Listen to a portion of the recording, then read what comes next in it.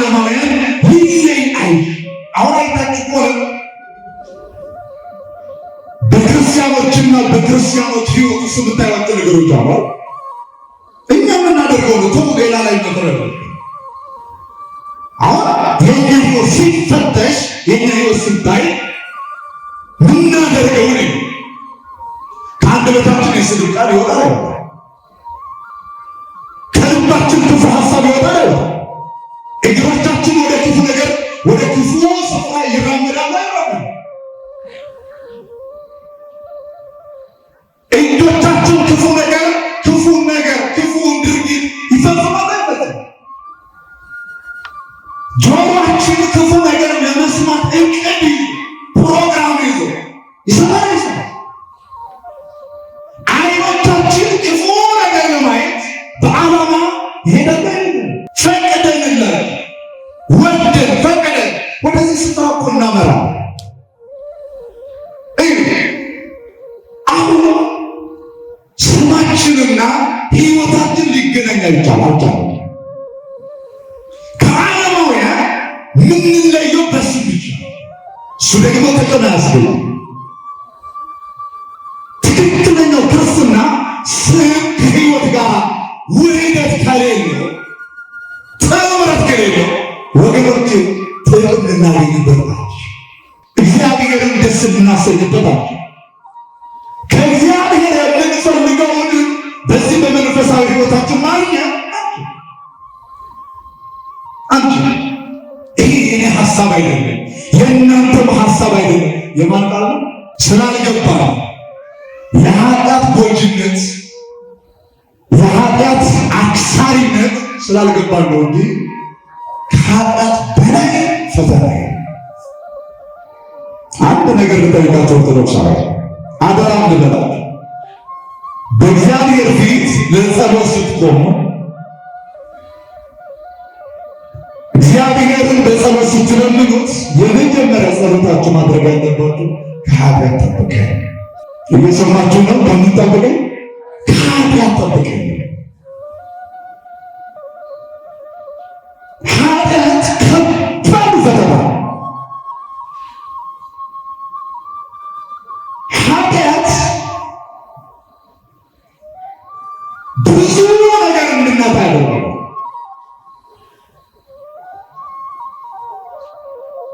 ኃጢአት ለስጋችንም ለነፍሳችንም በጣም ጎጂ፣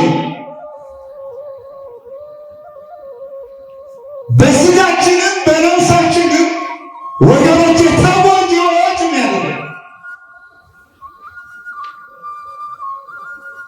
በተለይ ደግሞ ታላቁ አባታችን እግዚአብሔርን የሚያሰራ እስኪ በሉ ንስሐ ባትገቡ በለሱ በሉ ንስሐ ባትገቡ እንዲሁ ሁላችሁ ትጠፋላችሁ። የሚያጠፋችሁ ምንድን ነው? ኃጢአት። ለኃጢአት ይቅርታ የሚገኘው ወይም ደግሞ ኃጢአት ይቅር የሚባልልን ንስሐ ስትገባ። ኃጢአት ፈተና ነው ብለናል። ኃጢአት አጥፊ ነው፣ የሚያጠፋ ነው። የነነዌ ሕዝቦች ታሪክ አይታችኋል። ሊጠፉ ጥፋታቸውን 49 ቀናት ሲቀራቸው ያንን ከ49 ቀን በኋላ የሚመጣውን ጥፋት ንስሐ ገብተው ይመለሱ። ንስሐ ባይገቡስ፣ ኃጢአትን ባይተውስ፣ በደልን ባይተውስ፣ ከኃጢአት ፈተና አውጣን ብሎ ባይጸልዩስ ምን ይሆኑ ነበር? ይጠፋል። ስለዚህ ለዚህ ነው ክርስቶስ ኃጢአት ጎጂ እንደሆነ ስለሚያውቅ ፈተና ወደ ተባለው ወደ ኃጢአት እንዳትገቡ ትጉና ምን በለዋል? ጸልዩ ነው። አሁን አደራ የዚህ ጉባኤ ዓላማ ምን ተመሬ ተመለስ ስለሚለው ባካችሁ ከኃጢአት ፈተና ለመዳን ተግታችሁ ጸልዩ። ኃጢአትን ቀለል አድርጋችሁ ጋር ሁልጊዜ ስለሚወራ ትንሹም ትልቁም ስለሚያወራ ወንዱም ሴቱም ስለሚያወራ ኃጢአትን ቀለል አድርጋችሁ። ስለዚህ ሁልጊዜ ከምትጸልዩ ከምትጸልዩባቸው ርዕሰ ጉዳዮች መካከል የመጀመሪያው ከኃጢአት ፈተና ውስጥ እንዳትወድቁ ተግታችሁ ጸልዩ። ሊቃውንቱ ይህንን ሲተነትኑ ቅድመ ፈተና፣ ጊዜ ፈተና፣ ድህረ ፈተና የሚጸለዩ ጸሎቶችን አስቀምጠው ከፈተና በፊት ወደ ፈተና ከተገባ በኋላ ከፈተና ደግሞ ከተወጣ በኋላ ቢጸለዩ ጸሎቶች። እግዚአብሔር ቃል የትምህርታችን ርዕስ ወደ ፈተና እንዳትገቡ ትጉና ጸልዩ በሚል ይሆናል። ይህ ኃይለ ቃል በዚህ በማቴዎስ ወንጌል ምዕራፍ 26 ቁጥር 41 ላይ የተመዘገበ እግዚአብሔር ቃል ነው። ወደ ፈተና እንዳትገቡ ትጉና ጸልዩ። ስለ ቃሉ የቃሉ ባለቤት አምላካችን እግዚአብሔር በድጋሚ ስሙ የተመሰገነ ይሁን። ይህ ቃል የተናገረው የቃሉ ባለቤት አምላካችን መድኃኒታችን ኢየሱስ ክርስቶስ ነው። ቃሉ የተነገረው ደግሞ በጊዜው እርሱ በዋለበት ሲውሉ ባደረበትም ሲያድሩ የቃሉን ትምህርት እየሰሙ የእጆቹን ተአምራት እየተመለከቱ ለ3 ዓመት ከ3 ወር ከእርሱ ጋር ለነበሩት ለደቀ መዛሙርቱ ፍጻሜው ክርስቶስ ዳግመኛ እስከሚመጣበት ቀን ድረስ ላሉት በስሙ ለሚያምኑ የሰው ልጆች ሁሉ የተነገረ ቃል። ይህ ማለትም ለእኔና ለእናንተ ጭምር ነው ለማለት ነው። ደግሜ ላስታውሳቸው ኦርቶዶክሳውያን ከእርሱ ጋር በዋለበት ሲውሉ ባደረበትም ሲያድሩ የቃሉን ትምህርት ሲሰሙ የእጆቹን ተአምራት ሲመለከቱ ለ3 ዓመት ከ3 ወር ከእርሱ ጋር ለነበሩ ለደቀ መዛሙርቱ ሲሆን ፍጻሜውን ግን ክርስቶስ እስከሚመጣበት ቀን ድረስ ላሉት በስሙ ለሚያምኑ ለሰው ልጆች ሁሉ ነው። ይህ ማለት ለእኔና ለእናንተ ጭምር ነው። ምን የሚለው ቃል? ወደ ፈተና እንዳትገቡ ትጉና ጸልዩ። ይህን ቃል የተናገረበት ምክንያት ነው። ያለ ምክንያት ክርስቶስ ያስተማረበት ሰዓት ጊዜ ያለ ምክንያት የተነገረ እግዚአብሔር ቃል። አሁን ይህ ጉባኤ የዛሬ ጉባኤ እንኳን ምክንያታዊ ያለ ምክንያት የሚደረጉ ነገሮች ስሉ ክርስቶስ እንዲህ ነው የሚለን። ከፍ ብለን በምናነብበት ጊዜ ወደ ጌቴሴማኒ ከደቀ መዛሙርቱ ጋር ሄደና በዚህ ተቀመጡ እኔ ልጸልይ ብሎ ከነሱ ፈቀቅ ብሎ ክርስቶስ መጸለይ ጀመረ። ክርስቶስ ከሚወዱት ለእርሱ ከተለየለት እርሱ ደግሞ ለይቶ ከዓለም ከሚወዳቸው ከደቀ መዛሙርት ጥቂት ፈቀቅ አለና መጸለይ መቼም ሁላችሁም የክርስቶስ ጸሎት ስለምን እንደሆነ ሁላችሁም ታውቃላችሁ። ክርስቶስ ከባህሪ አባቱ ጋር እኩል ነው።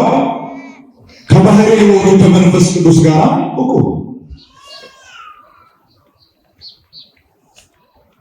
ክርስቶስ ከሰማየ ሰማያት ወርዶ ከድንግል ማርያም ተወልዶ ሰው የሆነበትን ምስጢር ቤተ ክርስቲያን ስታስተምረን፣ ቅዱስ መጽሐፍ ሲያስተምረን ስለ ሁለቱ ነበር። የመጀመሪያው እኛን ለማዳን ካሳ ለመክፈል ቤዛ ለመሆን መስዋዕት ለመሆን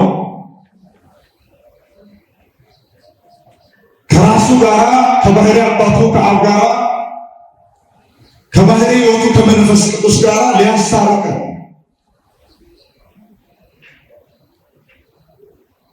የተወሰደብን ከ5500 ዓመት በኋላ የተወሰደብንን ልጅነታችን ሊመልስልን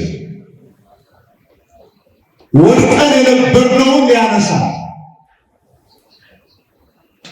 እረኛ አጥተን ስንቅበዘበዝ የነበርነውን እረኛ ሊሆን በባርነት የነበርነውን ነፃ ሊያወጣ በጥቅሉ ሊያድን ማንም እኛን ማዳን የሚችል አቅም ጉልበት ያለው አልተገኘም። እኛን የሚያድን አንዳችም ኃይል ስላልነበረ እሱ በራሱ ሊያድነን ካሳ በመክፈል ቤዛ በመሆን ሊያድነን ነው የመጣው። ሁለተኛው ግን ሁላችሁም እንደምታውቁት አብነት ሊሆን አርአያ ሊሆን መምህር ሊሆን አብነት ሊሆን ይህ ማለት ክርስቶስ አብዛኞቹ በተለይ 3 ዓመት ከ3 ወር በኢየሩሳሌምና በአስር ከተሞች እየዞረ በሚያስተምርበት ጊዜ በተግባር እኔና እናንተን ያስተማረበት ነገሮች አሉ። ለምሳሌ ስለ ትህትና ጥቅም በቃል ከማስተማር ይልቅ በተግባር ነው ያስተማረው። ከቃል ይልቅ ደግሞ ታውቃላችሁ ተግባር ጉልበት ነው። ተግባር ጉልበት ነው። ለምሳሌ እኔ ጸልዩ ብዬ ከማስተምራችሁ ይልቅ እየጸለይኩ ብታዩ ያንን የጸሎትን ጉልበትና የጸሎትን አቅም እንደው በቀላሉ ልትረዱና ልትገነዘቡ ትችላላችሁ። አሁን ስለ ትህትና በብዙ ስፍራ ላይ ተጽፎ ነበር።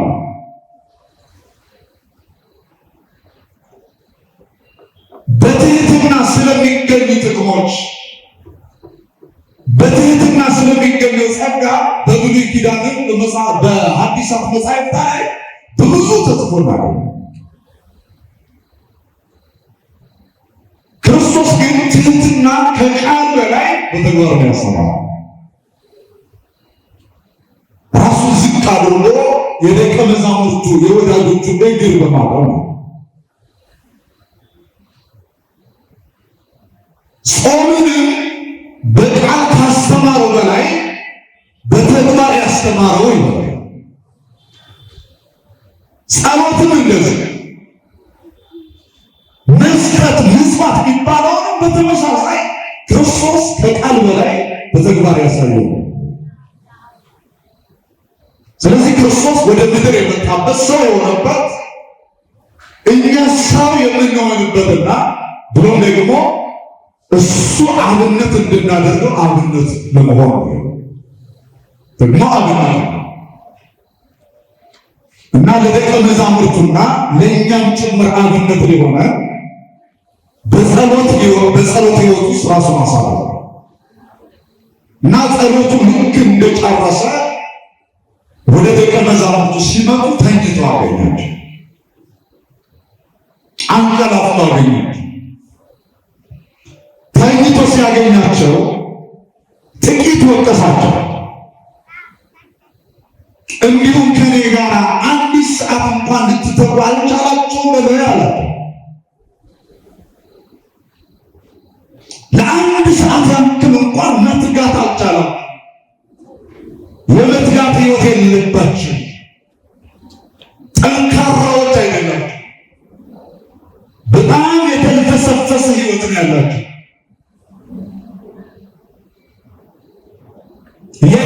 የተዳከመ መንፈስ ነው ያላችሁ። የዛለ ማንነት ነው ያላችሁ። ለአንድ ሰዓት እንዴት መትጋት ያቅታችሁ? ለአንድ ሰዓት ይህ ሁሉ ትምህርት በየዕለቱ እየተማራችሁ በየቀኑ የሚደረጉትን ተአምራት እየተመለከታችሁ በተአምራት አማካኝነት ደግሞ ክብሬ፣ የማንነቴ፣ ስልጣኔ፣ ልዕልና እየተገለጠ ኃይሌ፣ ጌትነት እየገለጠ በቃልም በተግባርም ተመራችሁ አንድ ሰዓት እንኳን መትጋት አልቻላችሁ ማለት ነው። ኦርቶዶክሳውያን በተለይ ደግሞ አብዛኞቻችሁ ወጣቶች ናችሁ የምትታዩ ወንድሞችና እህቶች ግድ የላችሁ ከተጋን በመንፈሳዊ ማንነታችን ምትገባ ከተጋን በመንፈሳዊ ማንነታችን ትኩረት ሰጥተን ምትገባ ሚጠቅመንስ ምንጠቀምበትስ የዘላለም ጉዳያችን የምናገኘው በመንፈሳዊ ሕይወታችን በመትጋት ነው። በመንፈሳዊ ሕይወት ውስጥ በመትጋት የምናገኛቸው ጸጋዎች አሉ። ጸጋዎች እነዛ ጸጋዎች ለመጎናጸፍ፣ እነዚያ ጸጋዎች ለማግኘት፣ እነዛ ከእግዚአብሔር የሆኑን የምንፈልጋቸው በረከቶች ለመጎናጸፍ ኦርቶዶክሳውያን መትጋት ነው። መትጋት እስኪ ራሳችን እንይዝ። እርግጠኞች ነን በትጋት ነው እየኖርን ያለው። በተለይ ደግሞ በዚህ ዘመን ሳይተጋ የሚኖር ሰው የለም። ኦርቶዶክሳውያን በደንብ ስሙ። ሳይተጋ የሚኖር ሰው የለም። ሁላችንም እንተጋለን። ከወጣት እስከ ሽማግሌ፣ ከሽማግሌዎች እስከ ወጣቶች ብሎም ደግሞ ከማህበረ ምዕመናን እስከ ማህበረ ካህናት ሁላችንም እንተጋለን። ግን ለሚጠቅመን ነገር ነው ወይ እየተገናኘ እሷ ታራ እግዚአብሔርን ደስ ለሚያሰኝ ሕይወት ነው ወይ እየተገናኘ እኛም በእግዚአብሔር ፊት ሊያስመሰግንን በሚችል ሕይወት ውስጥ ነው ወይ እየተገናኘ?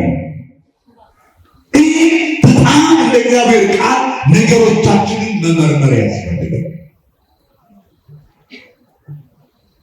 የሰዎችን ሚዛን፣ የሰዎችን ምልከታ፣ የሰዎችን እይታ ሳይሆን ኦርቶዶክሳውያን ማየት ያለብን የእግዚአብሔር ቃል ላይ ነገሮቻችንን መመዘን ያለብን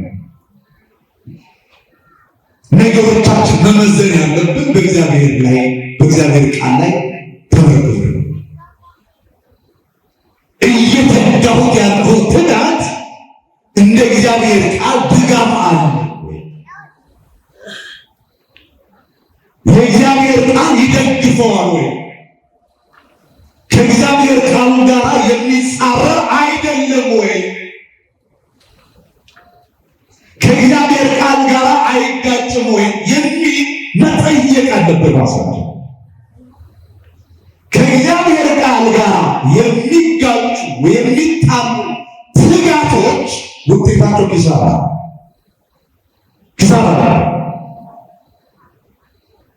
መትጋት ጥሩ ነው። እንድንተጋ አምላካችን እግዚአብሔር በቃሉ ነግሮናል። ነገር ግን ትጋቶቻችን ግን የእግዚአብሔር ቃል ላይ የተመረኮዘ ነው የሚለውን ማየት ግድ ይላል። አብዛኞቻችን ታውቃላችሁ፣ መንፈሳዊውና ዓለማዊውን አቀላቅለን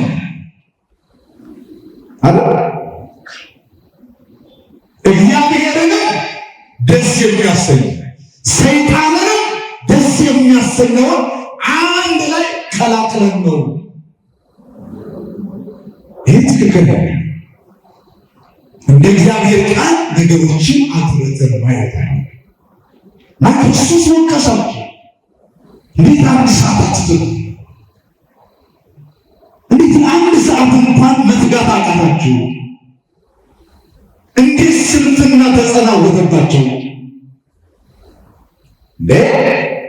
ትክክል አይደለም። ዓለምን የተዋችሁ ጥቂቷ ቢሆን ጥሪታችሁን ትታችሁ ላይ የተከተላችሁ እኮ ለመትጋት ነው። በመንፈሳዊ ሕይወት ለመትጋት እኮ ነው። ራሳችሁንም እግዚአብሔርንም ፈጣሪያችሁንም ደስ የሚያሰኝ ሕይወት ለመትጋት እኮ ነው ዓለምን የተዋችሁ። ዓለምን መተዋችሁ ለመትጋት ካልሆነ ዓለምን ከዓለም መውጣታችሁና የኔ መሆናችሁ በመንፈሳዊ ማንነታችሁ ለመትጋት ካልሆነ ተገቢ ነው፣ ጉዳት ነው።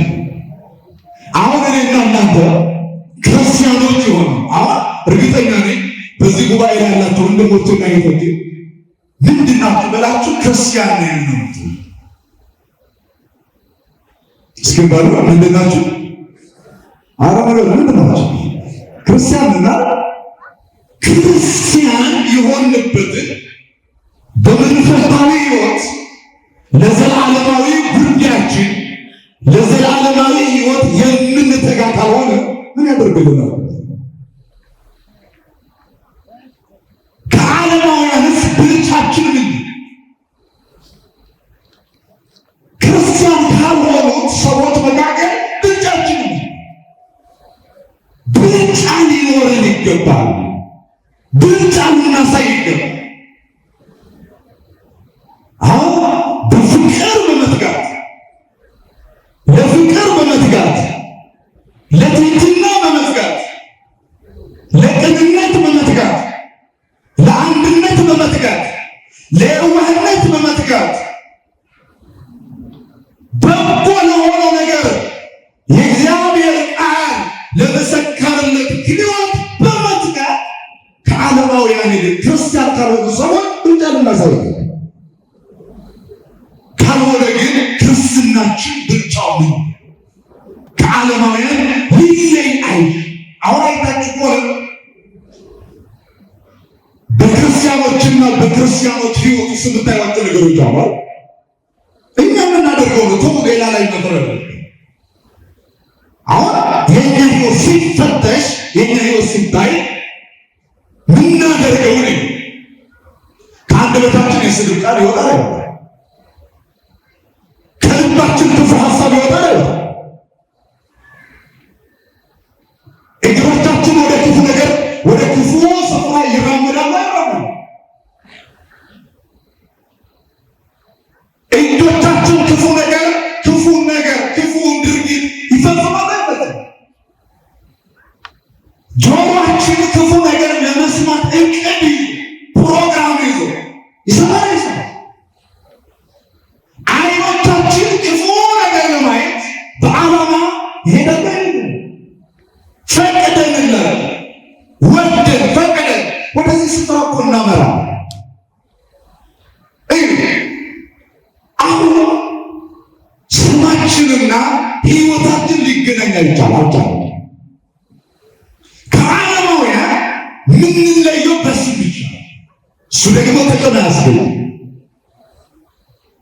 ትክክለኛው ክርስትና ስም ከሕይወት ጋር ውህደት ከሌለው ጥምረት ከሌለው ወገኖች ጥቅም ልናገኝበት እግዚአብሔርን ደስ ልናሰኝበት ከእግዚአብሔር የምንፈልገውን በዚህ በመንፈሳዊ ሕይወታችን ማግኘት አንቺ ይሄ የኔ ሐሳብ አይደለም፣ የእናንተም ሐሳብ አይደለም። የማን ቃል ነው? ኧረ ተናገሩ እንጂ የማን ቃል ነው? የማን ቃል ነው? ካልተናገራችሁ ከዚህ ቃል በኋላ ሌላ ቃል አልናገርም። ነገር የማን ቃል ነው? ማንነታችንን በደንብ ማጥራት ማየት ቀኝ ግራ ፊት ኋላ ያሉትን ሰዎች ለመመልከት የእግዚአብሔር ቃል እግዚአብሔር። ስለዚህ በጣም ወጣቶች በተለይ ደግሞ ከትናንትና ይልቅ አሁን መስጋት አለ። አሁን የምንተኛበት የምናንቀላፋበት የምንዝልበት ከመንፈሳዊ ሕይወት ወደኋላ የምንልበት ጊዜ አይደለም። ከትናንትናው ይልቅ የምንተጋበት ከትናንትናው ይልቅ ለመንፈሳዊ ሕይወታችን ትጋት የምንጨምርበት ጊዜ አምላካችን እግዚአብሔር በመንፈሳዊ ማንነታችን እንድንተጋ በቸርነቱ ይርዳን። አሜን በሉ። ይሄ ነውና ልክ ከወቀሳቸው በኋላ እንዲህ አላቸው፣ ወደ ፈተና እንዳትገቡ ትጉና ጸልዩ። በዚህ ላይ ትምህርታችን እንጨርሰው። ምንድን ወደ ፈተና ማለት ምን ማለት? ፕሮግራማችን ላይ የተቀመጠው ብቻ ነገራችሁ ትምህርታችን ጨርሰናል። የትርጓሜ ወንጌላችን ላይ 4 ነገሮችን አስቀምጦልናል። ወደ ፈተና የተባለው እንጂ የመጀመሪያው ወደ ኃጢአት እንዳትገቡ። እስከ ወደ ምን ወይስ ሴቶች ችግር አለ ንገሩን። ወደ ምን አኩራፊናችሁ ንገሩን። ወደ ምን በሩስ አንድ ላይ ወደ ምን የመጀመሪያው ፕሮግራማችን ላይ የተቀመጠው እውነት ወደ ኃጢአት እንዳትገቡ ትጉና ምን በሉ ጸልዩ። ፈተና የተባለው በነገራችን ላይ ከኃጢአት በላይ ምን ፈተና? አሁን ፈተና የምትሉት እናንተ ከኃጢአት የሚበልጥ ፈተና ነው። ለምሳሌ ያለ እስኪ ፈተና የምትሉት ምንድን ነው? ስቃይ የምትሉት ምንድን ነው? የስቃይ ህይወት የፈተና ህይወት የምትሉት ተምሮ ስራ ማጣት፣ ስራ አግኝቶ በስራ ለመርካት፣ ውጤታማ ለመሆን፣ የጤና እጥረት፣ የጤና ጉድለት፣ የቁሳዊ ነገሮች አለማሟላት፣ በጣም እነዚህ ከኃጢአት ፈተና ያነሱ ፈተናዎች ናቸው። ስላልገባ የኃጢአት ጎጅነት የኃጢአት አክሳሪነት ስላልገባ ነው እንጂ ከኃጢአት በላይ ፈተና። አንድ ነገር ልጠይቃቸው ኦርቶዶክሳውያን፣ አደራ ልበላችሁ። በእግዚአብሔር ፊት ለጸሎት ስትቆሙ እግዚአብሔርን በጸሎት ስትለምኑት የመጀመሪያ ጸሎታችሁ ማድረግ ያለባችሁ ከኃጢአት ጠብቀኝ። እየሰማችሁ ነው? ከምን ጠብቀኝ? ከኃጢአት ጠብቀኝ። ኃጢአት ከባድ ፈተና። ኃጢአት ብዙ ነገር እንድናጣ ያደርጋል።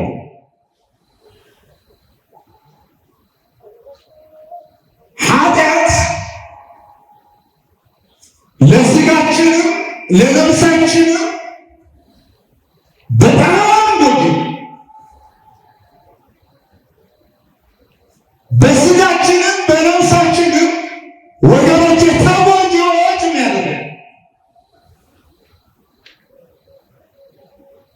በተለይ ደግሞ ታላቁ አባታችን እግዚአብሔርን የሚያሰጋ ነው። እንደምን አላችሁ? እግዚአብሔር የሚያሳጣን ፈተና ምንድን ነው ብትሉት፣ አገባ። አሁን እዚህ ያለነው ሁላችን የማን ልጆች ነው? ንገሩኝ፣ የማን ልጆች ነው? የእግዚአብሔር ልጆች መባልን የሚያስቀርቡ ኃጢአት ታውቃለህ? የእግዚአብሔር ልጅነትን የሚነጥቅ የሚወስድ ኃጢአት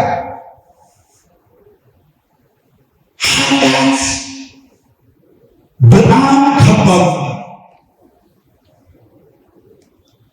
የነፍሳችንን በረከቶች የሥጋችንን በረከቶች የሚነጥቅ እግዚአብሔር ሁላችንም ከኃጢአት ይጠብቀን። አሜን በሉ። ስለዚህ እግዚአብሔር ክርስቶስ ሲያስተምር ምን አለ? ወደ ፈተና ወደ ኃጢአት እንዳትገቡ ትጉና ምን በሉዋል? ጸልዩ። አሁን ከፊት ለፊታችሁ ሱባኤ ታላቁ ጾም አብይ ጾም የጌታችን ጾም ጌታችን የጾመልን ጾም ከፊት ለፊታችን በጣም የተባረከ ሱባኤ። በዚህ ሱባኤ ተግተን መጸለይ ያለብን እያንዳንዳችን እግዚአብሔር በኃጢአት ያለን ኃጢአት እንዲያወጣ በጽድቅ ሕይወት እየተመላለስን ያለነው ደግሞ እግዚአብሔር ከኃጢአት ፈተና እንዲጠብቀን መጸለይ ያለን። ወገኖች እስኪ አንድ የመጽሐፍ ቅዱስ ክፍል ልጠቁማችሁ ስለ ኃጢአት ማለት ነው። በዚህ በሉቃስ ወንጌል ምዕራፍ 13 ቁጥር 1 ጀምራችሁ ስታነቡ ጌታ ያስተማረው ትምህርት አለ። በዚያም ጊዜ ሰዎች መጥተው ጲላጦስ ደማቸውን ከመስዋዕታቸው ጋር ስለደባለቀው ስለ ገሊላ ሰዎች አወሩ። ለማን? ለጌታቸው። ኢየሱስም መልሶ እንዲህ አለ፣ እነዚህ የገሊላ ሰዎች ይህ ስለደረሰባቸው ከገሊላ ሰዎች ሁሉ ይልቅ ኃጢአተኞች የሆኑ ይመስላችኋልን? መስዋዕት አቅርበው መስዋዕት በሚያቀርቡበት ሰዓት ላይ የጲላጦስ ሰራዊት መጡና እነሱን ገድለው ከመስዋዕታቸው ጋር ደማቸውን ቀላቅለውባቸው ነበር። ይህ እውነተኛ ታሪክ ነው። በጲላጦስ ላይ ያመፁ አይሁዳውያን እና ይህንን ታሪክ አመጡና ለጌታችን በጣም ብዙ መስዋዕት የሚያቀርቡትን ሰዎች ምን ጭካኔ ነው!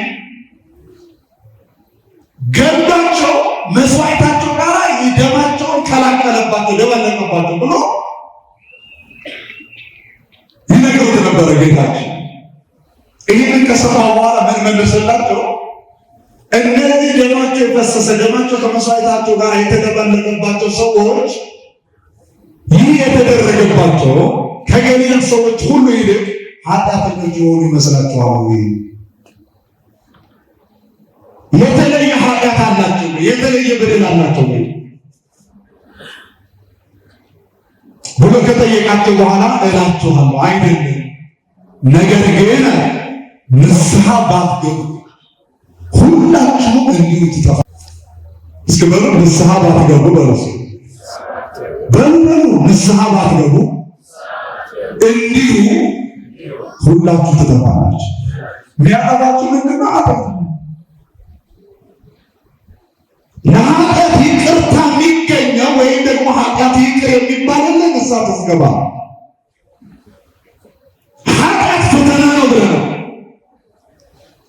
ኃጢአት አጥፊ ነው፣ የሚያጠፋ ነው። የነነዌ ሕዝቦች ታሪክ አይታችኋል። ሊጠፉ ጥፋታቸውን 49 ቀናት ሲቀራቸው ያንን ከ49 ቀን በኋላ የሚመጣውን ጥፋት ንስሐ ገብተው ነው የሚመለሱ። ንስሐ ባይገቡስ፣ ኃጢአትን ባይተውስ፣ በደልን ባይተውስ፣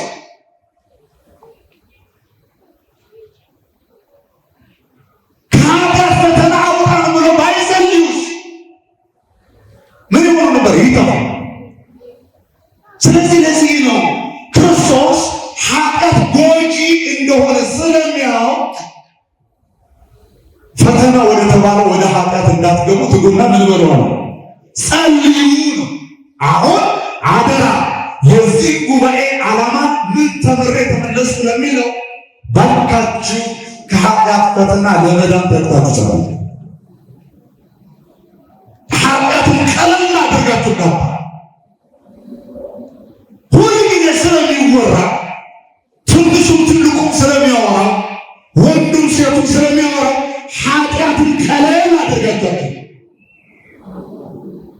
ስለዚህ ሁልጊዜ ከምትጸልዩባቸው ርዕሰ ጉዳዮች መካከል የመጀመሪያው ከኃጢአት ፈተና ውስጥ እንዳትወድቁ ተግታችሁ ጸልዩ። ሁለተኛው ክርስቶስ ወደ ፈተና እንዳትገቡ ያለው ወደ ክህደት ፈተና ክህደት ወደ ፈተና እንዳትገቡ የተባለው ፈተና ምንድን ነው ቢሉ ክህደት ነው። የሥላሴ አንድነትና ሦስትነትን መካድ፣ በሥላሴ አንድነትና ሦስትነት አለማመን ፈተና፣ በኢየሱስ ክርስቶስ ፍጹም ሰው ፍጹም አምላክ መሆን አለማመን፣ በዚህም ክህደት ውስጥ መመላለስ ፈተና ነው። በሃልዎተ እግዚአብሔር አለማመን ይሄ ክህደት ፈተና ነው። በድንግል ማርያም ወላዲተ አምላክነት አለማመን ይሄ ክህደት ነው። በእግዚአብሔር ቃል አለማመን ክህደት ነው። የእግዚአብሔር ቃል የነገረንን እውነት ሁሉ መካድ፣ ወደዚህ ክህደት መግባት ፈተና ነው። በጥቅሉ ወደ ክህደት እንዳትገቡ ትጉና ምን በሉ ጸልዩ። ክህደት አክሳሪ፣ ክህደት ወደ ሲኦል የሚያወርድ ሰው፣ ክህደት በገሃነመ እሳት እንድንኖር የሚያደርገን ስለሆነ፣ ክህደት ከዲያብሎስና ከሰራዊት ጋር ህብረት እንድናደርግ የሚያደርገን ስለሆነ፣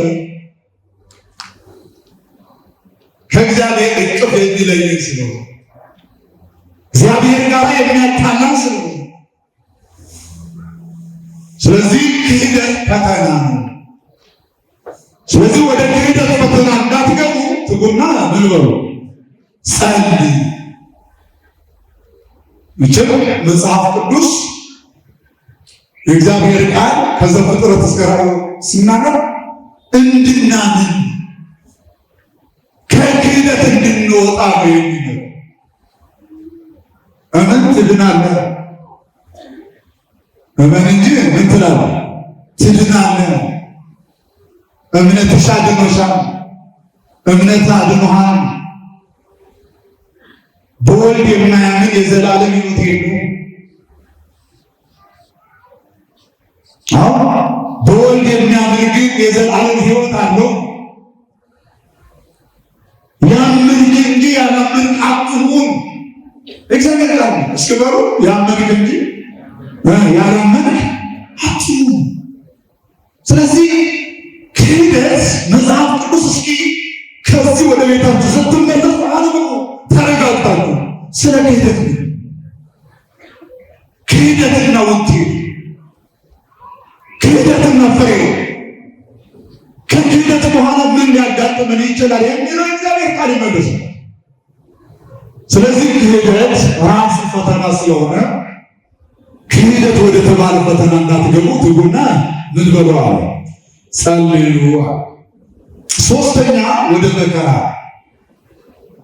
እንደምን አላችሁ? ቻቻ ማዟችሁ ወደ ምን? ወደ መከራ። መከራ ራሱ ፈተና። መከራ በሁለት ይከፈላል፣ የነፍስ መከራና የሥጋ መከራ። ስለዚህ ወደ መከራ ወደ ተባለ ፈተና እንዳትገቡ ትጉና ምን በሉ ከተገባ በኋላ ከባድ። አሁን ሊቃውንቱ ይህን ሲተነትኑ ቅድመ ፈተና፣ ጊዜ ፈተና፣ ድህረ ለነገረ ፈተና የሚጸለዩ ጸሎቶችን አስቀምጠው ከፈተና በፊት ወደ ፈተና ከተገባ በኋላ ከፈተና ደግሞ ከተወጣ በኋላ የሚጸለዩ ጸሎቶች አባቶቻችን ሁሉም በልክ አስቀምጠው ክርስቲያን ወደ ፈተና እንዳይገባ ይጸልያል። በማወቅም ይሁን ባለማወቅ ወደ ፈተና ቢገባ ከፈተና ለመውጣት ይጸልያል። ከፈተና ደግሞ እግዚአብሔር ጸሎቱን ሰምቶለት ከወጣ በኋላ ደግሞ ይጸልያል። ዋናው ግን ክርስቶስ ያስተማረን ምንድን ነው? መከራ ወደ ተባለው ፈተና እንዳትገቡ ተግታችሁ ምን በሉ ነው። መቼም የመከራ መልካምነት የለውም። መከራ ልዩ ጤና ማጣት ሊሆን ይችላል፣ መውደቅ ሊሆን ይችላል፣ ያለን በረከት ማጣት ሊሆን ይችላል፣ መሰበር ሊሆን ይችላል፣ ሰላም ሊወሰድ ይችላል። ፈተና መከራ ብዙ እና ወደዚያ መከራ ወደ ልዩ ልዩ መከራ ውስጥ ከመግባታቸው በፊት ጸልዩ። አለመጸለይ ራሱ ወደ መከራ እንድንገባ የሚገፋፋ ስለሆነ መከራውን ከሚያርቁልን አንደኛውና ዋነኛው ጸሎት መከራ ወደ ሕይወታችን፣ መከራ ወደ ትዳራችን፣ መከራ ወደ ኑሯችን፣ መከራ ወደ ስራችን፣ መከራ ወደ ጉዟችን፣ መከራ ወደ አይምሯችን፣ መከራ ወደ ኑሯችን እንዳይመጣ የምንከላከልበት መከላከያችን ምንድን ነው? ጸሎት። ስለዚህ ክርስቲያኖች ወደ ፈተና እንዳትገቡ የተባለው ሶስተኛው ነው። አራተኛ ወደ ገሃነም እንደምን ዋላችሁ? አረ እንደምን ዋላችሁ? ወደ ገሃነም ሁላችሁም እንደምታውቁት ክርስቶስ በሚገለጥበት በሚመጣበት ጊዜ በኃጢአት ሕይወት የኖሩ የተመላለሱ በእግዚአብሔር ያላመኑ ንስሐ ያልገቡ የእሱ ሥጋ ያልበሉ የክርስቶስን ደም ያልጠጡ የጸሎት ሕይወት የሌላቸው የክርስቶስ ልብ የሌላቸው ሰዎች መኖር። ስለዚህ ወደዚህኛው ሕይወት ላለመጣል ከዚህኛው ሕይወት ለመትረፍ ከዚህኛው ሕይወት ለመታደግና ለመትረፍ ተግታችሁ ምን በሉ? አራ ነገር ተግታችሁ ምን በሉ? ጸልዩ። እንደ ፈያታዊ ዜማ ፈያታዊ ዜማ የጸለዩት ጸሎት ታስታውሳላችሁ። እቺን ጨርቁ ነግራችሁ ትምህርቱን ጨርሳለሁ። ታስታውሳላችሁ። በቀኝ በኩል የተሰቀለውን በመንግስት በመጣህ ጊዜ ምን በል በሉ እንጂ በመንግስት በመጣህ ጊዜ ምን በል አስ ያውቃል። ክርስቶስ ሲመጣ ምን እንደሚጠብቀው ያውቃል። የሰራውን ኃጢአት ያውቃል። ያጠፋውን ጥፋት ያውቃል። ስህተቱን ጠንቅቆ ስለሚያውቅ ምን አለ? በደሌን ይቅር በል፣ ኃጢአቴን ይቅር በል፣ ጥፋቴን ተውልኝ፣ በደሌን ይቅር በለኝና ያኔ ስትመጣ ግን በቸርነት ምን በለኝ አስበኝ። ወዴት እንዳይገባ ገሃነም ወደ ተባለው ሕይወት እድል ፈንታው ነው። ይህ ጸሎት አካል ክርስቶስ ግን በመንግስቱ ሲመጣ አይደለም ያሰበው፣ ወዲያውኑ ዛሬ ከኔ ጋራ በገነት ትሆናለህ። እስካሁን አስገበት ጌታ ክብር ምስጋና ይሁን። ስለዚህ ወገኖች አሁን ሁላችሁም ወደ ፈተና እንዳትገቡ ትጉና። አሁን ከፊት ለፊታችን ያለው ሱባኤ ለዚህ ምትለው ቁሳዊ ነገር መለመኛ እናሉ አትለምኑ ማለት አይደለም። ግን ከቁሳዊ በላይ ወገኖች እዚህ መጽሐፍ ቅዱሳዊ ላይ የእግዚአብሔር ቃል ላይ የተቀመጡትን ነገሮች እንጠቀም። ከኃጢአት ፈተና እግዚአብሔር የሚጠብቅ፣ ከክህደት ፈተና እግዚአብሔር የሚጠብቅ፣ ከስጋም መከራ ከነፍስ መከራ እግዚአብሔር ፈተና እንዲያወጣ እንዲጠብቅ፣